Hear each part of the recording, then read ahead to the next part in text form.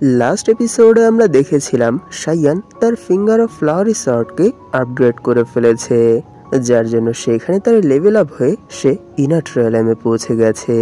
তখনই সে সেখানে তার ফিঙ্গার অফ ফ্লাওয়ারি শর্টের পাওয়ার চেক করতে করতেই সেখানে তার শর্ট সোলকে সামন করে, যার আকৃতি হুবহু শিদাউনের মতো ছিল।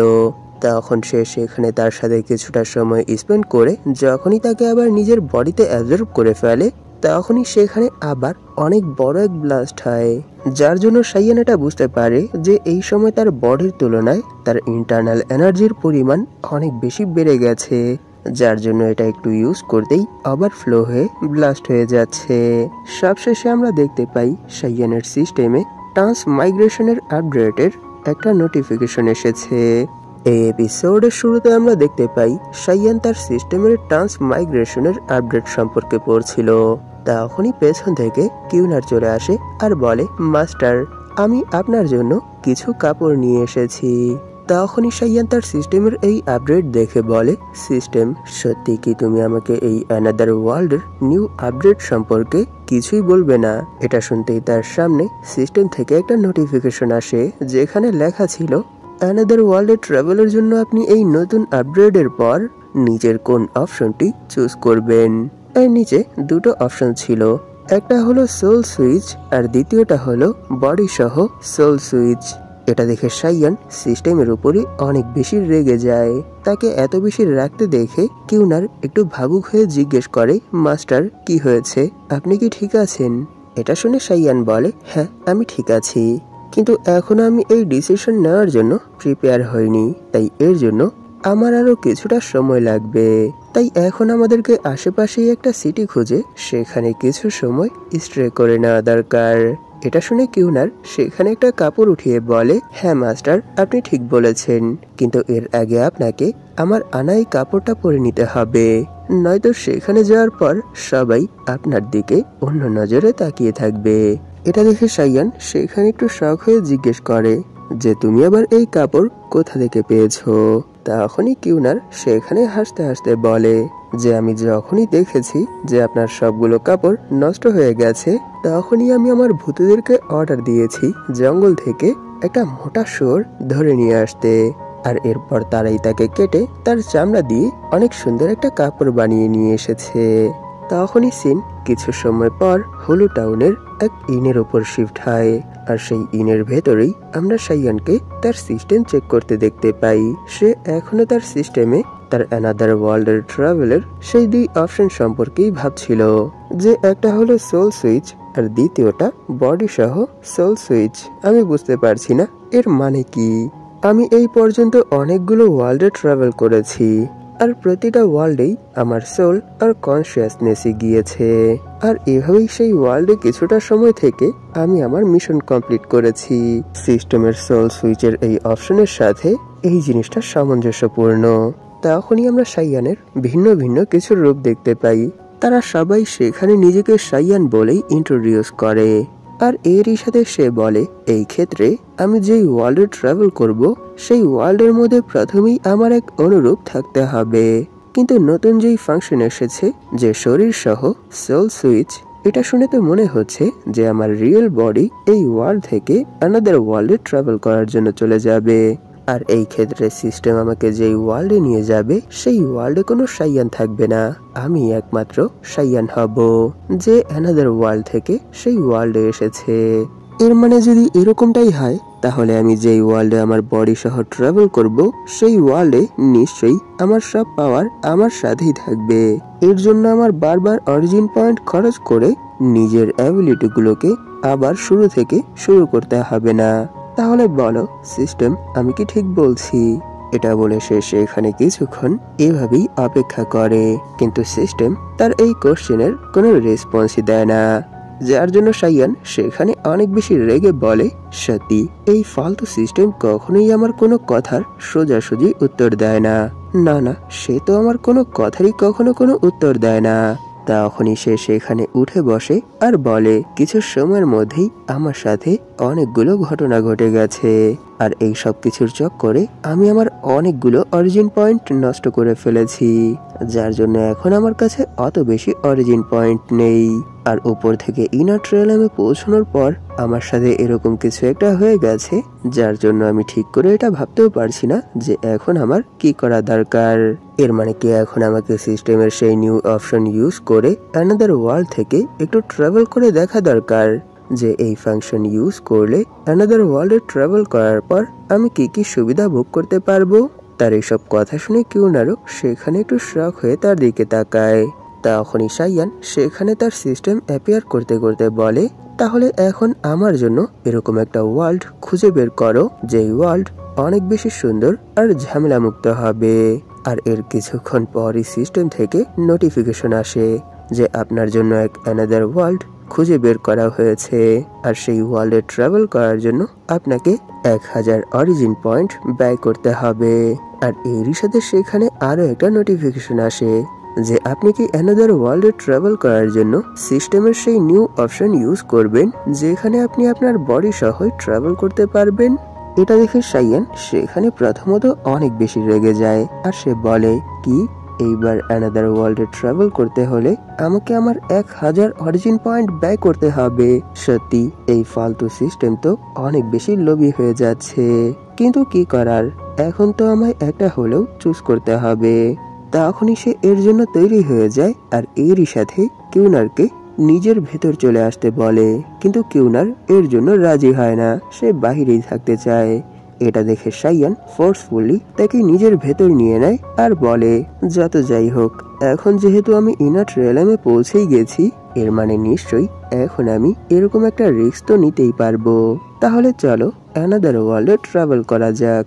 এটা বলতেই সিস্টেম সেখানে গ্লো করতে শুরু করে দেয়, আর এরই সাথে সাইয়ানকে নিজের কাছে আসতে বলে। তখনই সিন অ্যানাদার ওয়ার্ল্ডের এক বিচের উপর শিফট হয়, আর এর পরের মোমেন্টেই আমরা সেই বিচের মধ্যে একটা মেয়েকে কাল্টিভেশন করতে দেখতে পাই। আর তাকে দেখে মনে হচ্ছে যে সে এই সময় অনেক ডেন্স কাল্টিভেশন করছে, যার জন্য সেখানে তার অবস্থাও ধীরে ধীরে খারাপ হয়ে যাচ্ছে। আর এভাবেই কিছুক্ষণ কাল্টিভেশন করার পর হঠাৎ করে সে সেখানে অনেক বেশি শক হয়ে তার চোখ খোলে, আর এর ইশারায় সে সেখানে উঠে দাঁড়ায়। তখনই আমরা দেখতে পাই ঠিক তার উপরই কেউ একটা মিসাইল লঞ্চ করে দিয়েছে। এটা দেখে সে সেখানে আর কোনো সময় নষ্ট না করে লন gravity flow heavenly well fist নামের এক অ্যাটাক সেই মিসাইলের উপর করে দেয়। আর তার এই অ্যাটাকের সাথেই তার বডির ভেতর থেকে অনেক বড় এক ওয়েল রিলিজ হয়, আর সেই ওয়েল সরাসরি সেই মিসাইলের সাথে হিট হয়, যার জন্য সেখানে অনেক বড় একটা ব্লাস্ট হয়। আর এর পরের মোমেন্টেই আমরা দেখতে পাই এত বড় এক ব্লাস্ট হওয়ার সত্ত্বেও সেখানে সেই মেয়ের তেমন কিছুই হয়নি, সে এখনো সেখানে কোনো ইনজুরি ছাড়াই সোজা হয়ে দাঁড়িয়েছিল। এটা দেখে যে তার উপর মিসাইল লঞ্চ করেছিল সে প্লেনে থেকে বলে, সত্যি আমি তোমার কাছ থেকে যেমনটা আশা করেছিলাম। এইখানে আচমকা এত বড় এক অ্যাটাকের পরও তুমি এখনো কোনো ইনজুরি ছাড়াই নিজের পায়ে দাঁড়িয়ে আছো, সত্যি এটা ইমপ্রেসিভ। তখনই আমরা সেই কালো শান্টকে দেখতে পাই যে তার উপর মিসাইল লঞ্চ করেছিল। সে বলে, আমি হেভেনলি ওয়েল ফিস্টের ডিসেন্ডেন্টের কাছে যেমনটা আশা করেছিলাম, সত্যি তোমায় দেখে তো মনে হচ্ছে যে এখনো তুমি তোমার পূর্বপুরুষের নাম ধরে রেখেছো। এটা বলেই সে তার উপর অ্যাটাক করার জন্য জাম্প করে আর বলে, কিন্তু এখন এটা কিছু মুভ ইউজ করে দেখে নেওয়া যাক যে এখানে কার মাতৃশিল্প বেশি পাওয়ারফুল, তোমার না আমার। এটা বলেই সে সেখানে তার মিসাইল কিক মিলিটারি ডেথ নামের এক অ্যাটাক তার উপর করে দেয়, যার জন্য তার অরা দিয়ে একটা মিসাইল ক্রিয়েট হয়ে যায়। আর নিচ থেকে সেই মেয়ে আবার তার সেই আগের অ্যাটাক হেভেনলি ওয়েল ফিস্টের সাহায্যে তার উপর অ্যাটাক করে দেয়। আর এইবারও তার এই অ্যাটাকের জন্য তার বডি থেকে অনেক বড় এক ব্লু ওয়েল রিলিজ হয়। আর এর পরের মোমেন্টেই আমরা দেখতে পাই যখনই তাদের দুজনের এই অ্যাটাক একে অপরের সাথে হিট হয়, তখন সেখানে অনেক বড় এক ব্লাস্ট হয়, আর এই ব্লাস্টের জন্য তাদের আশেপাশের সবকিছুই উড়তে শুরু করে। তখনই আমরা দেখতে পাই সেই মেয়ে এই অ্যাটাক ব্লক করার কারণে ঘষতে ঘষতে অনেক দূরে চলে যায়, কিন্তু সে কোনোভাবে নিজেকে ব্যালেন্স করে ফেলে। কিন্তু আমরা দেখতে পাই এইবার তার এই অ্যাটাকের জন্য সে সেখানে অনেকটা ইনজার্ড হয়ে গেছে। তখনই সে সেখানে একটু শক হয়ে জিজ্ঞেস করে, কি তুমি এখানে মিলিটারি ডেথ ফিস্ট ইউজ করেছো? এর মানে কি তুমি সেই পার্সন যে লাস্ট টাইম গোল্ড মেডেল জিতেছিল আর যাকে গোল্ড ব্ল্যাক স্লেয়ার বলা হয়? এটা শুনে সে সেখানে ফুল অ্যাটিটিউডের সাথে বলে, ও এই কথা, এর মানে তুমি আমার সম্পর্কে জানো? তাহলে নিশ্চয়ই তুমি এটাও জানো যে আমি এখন এখানে তোমার কাছে কেন এসেছি? এটা শুনে সে সেখানে তার গাল মুছতে মুছতে বলে, সত্যি আমি এটা কখনোই ভাবিনি যে এই ওয়ার্ল্ডেরই এক বি ক্লাস ওয়ারিয়ার একদিন আমাকে হান্ট করার জন্য খুঁজতে খুঁজতে আমার কাছে চলে আসবে। তখনই সে তার সাথে লড়ার জন্য তৈরি হয়ে যায় আর বলে, তাহলে আমায় এটা বলো, তোমায় কে আমাকে মারার জন্য হায়ার করেছে? এটা নিশ্চয়ই ফুজিতা ফ্যামিলি, তাই না? এটা শুনে সেই কিলার বলে, মিস শাং গুয়ানিয়ান, আসল কথা তো এটা যে আপনি কোনো সাধারণ ফ্যামিলির মেম্বার না, আপনি হেভেনলি ওয়েল ফিস্ট ফ্যামিলির লাস্ট বংশধর। এরই জন্য এমন অনেকগুলো ফ্যামিলি আছে যারা আপনাকে মৃত দেখতে চায়। তখনই সে তার উপর অ্যাটাক করার জন্য এগোতে শুরু করে আর বলে, তাই এখন শুধু তোমায় এতটুকুই মনে রাখতে হবে যে এইখানে তোমায় মারার জন্য যেই পার্সন এসেছে সে আর কেউ না, সে আমি। এটা বলেই সে সেখানে military death fist third form use করে আর সামনে থেকে Miss Shang heavenly well fist second form use করে। আর এখানে তাদের দুজনের বডি থেকেই মিসাইল আর ব্লু ওয়েল রিলিজ হচ্ছিল। কিন্তু আমরা দেখতে পাই এইবার মিস শ্যাং এর সেই অ্যাটাকটা ব্লক করতে অনেক বেশি কষ্ট হচ্ছে। এটা দেখেই সেই কিলার সেখানে আর কোনো সময় নষ্ট না করে তার উপর ফিস্ট ক্যানন ফায়ার নামের এক অ্যাটাক করে দেয়। আর এরই সাথে সে সেখানে হাসতে হাসতে বলে, সত্যি এটা মানতে হবে যে হেভেনলি ওয়েল ফিস্ট এটা কোনো সাধারণ টেকনিক না, কারণ এখানে তুমি সি র্যাঙ্কের এক ওয়ারিয়ার হওয়া সত্ত্বেও বি র্যাঙ্কের এক ওয়ারিয়ারকে খুব ভালোভাবেই টক্কর দিচ্ছ। কিন্তু এরপরও যা হওয়ার সেটা তো আগেই ডিসাইড হয়ে গেছে। এটা বলেই সে সেখানে আবার military death fist third form use করে তার উপর র্যাপিডলি পাঁচ মারতে শুরু করে দেয় আর বলে, অনেক সময় ধরেই আমি এটা দেখতে চেয়েছিলাম যে হেভেনলি ওয়েল ফিস্টের ডিফেন্স অ্যাবিলিটি আসলে কতটা পাওয়ারফুল।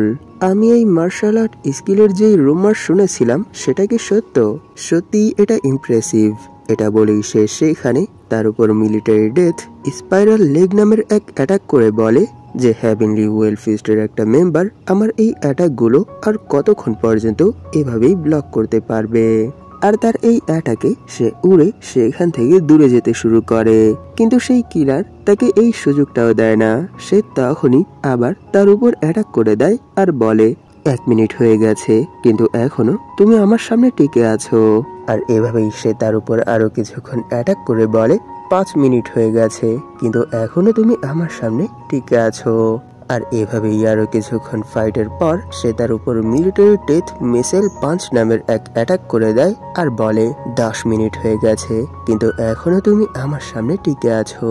আর এভাবেই আরো কিছুক্ষণ ফাইট কন্টিনিউ হওয়ার পর আমরা দেখতে পাই মিস শাং হেরে গেছে আর সে এই সময় নিচে বসে আছে। তার এই অবস্থা দেখে সেই কিলার বলে, 29, না পুরো 30 মিনিট হয়ে গেছে যে তুমি আমার এই অ্যাটাকগুলো সহ্য করছো। সত্যি এটা তো ইমপ্রেসিভ। আমি হেভেনলি ওয়েল ফিস্ট ধারী এক মেম্বারের কাছে এটাই আশা করেছিলাম, কিন্তু অনেক হয়েছে। আর না, এইসব বলতে বলতেই সে তার উপর এক ফাইনাল অ্যাটাক করে দেয় আর এটা দেখে সে সেখানে অনেক বেশি শক হয়ে যায় আর এরই সাথে সে সেখানে নিজের হার স্বীকার করে নেয়। কিন্তু তখনই পাশ থেকে কেউ বলে, সত্যি এর জন্য আমি দুঃখিত মিস জিয়াও ইয়াও। এই আওয়াজ শুনে সেই কিলার অনেক বেশি শক হয়ে সেই দিকে তাকায় আর এরই সাথে হঠাৎ করে নিজের দিকে কোনো এক আননোন থিং আসতে দেখে সে সেখানে আবার অনেক বেশি শক হয়ে যায়। কিন্তু সময় থাকতেই সে সেই অ্যাটাকটা ব্লক করে ফেলে, যার জন্য সে ঘষতে ঘষতে অনেকটা দূরে চলে যায়। আর এই সিঙ্গেল অ্যাটাকের পাওয়ার এতটাই ছিল যে তার এতক্ষণের ফাইট করা আনস্ক্র্যাচ বডির মধ্যেও অনেকটা স্ক্র্যাচ পড়ে যায়। তখনই মিস জিয়াও ইয়াও এর সামনে সাইয়ান চলে আসে। তাকে দেখে সে সেখানে অনেকটা শক হয়ে জিজ্ঞেস করে, আপনি কে? এটা শুনে সাইয়ান সেখানে এক ইসমাইলের সাথে বলে, এখানে আমার পরিচয়টা বড় কথা না, সব থেকে বড় কথা হলো এটা যে আমি এখানে আপনাকে বাঁচানোর জন্য এসেছি। এটা বলে সে সেখানে ভাবছিল, সত্যি অনেক সময় ধরেই আমি আড়াল থেকে তাদের এই ফাইট দেখছিলাম আর ভাবছিলাম যে সিস্টেম আমায় কখন একটা মিশন দেবে। তাহলে ফাইনালি সিস্টেমের মিশন চলেই এসেছে, যেখানে আমায় এই মেয়েকে বাঁচাতে হবে আর এই কিলারকে হারাতে হবে। এখানে সাইয়ানের এই হিরোইক এন্ট্রি আর এই থিঙ্কিং এর সাথেই এপিসোড এখানেই শেষ হয়ে যায়। ভিডিওটা শেষ করার আগে আপনাদের কাছে আমার একটা রিকোয়েস্ট আছে। আপনাদের মধ্যে যারা এখন পর্যন্ত এই চ্যানেলটাকে সাবস্ক্রাইব করেননি তারা প্লিজ সাবস্ক্রাইব করে দিন, আর এরই সাথে এই ভিডিওটাতে একটা লাইক করে দিন, যাতে করে ইউটিউব এই ভিডিওটাকে নতুন নতুন মানুষের কাছে পৌঁছে দিতে পারে। ধন্যবাদ আপনাদের এই পর্যন্ত দেখার জন্য। তাহলে দেখা হবে এর পরের এপিসোডে।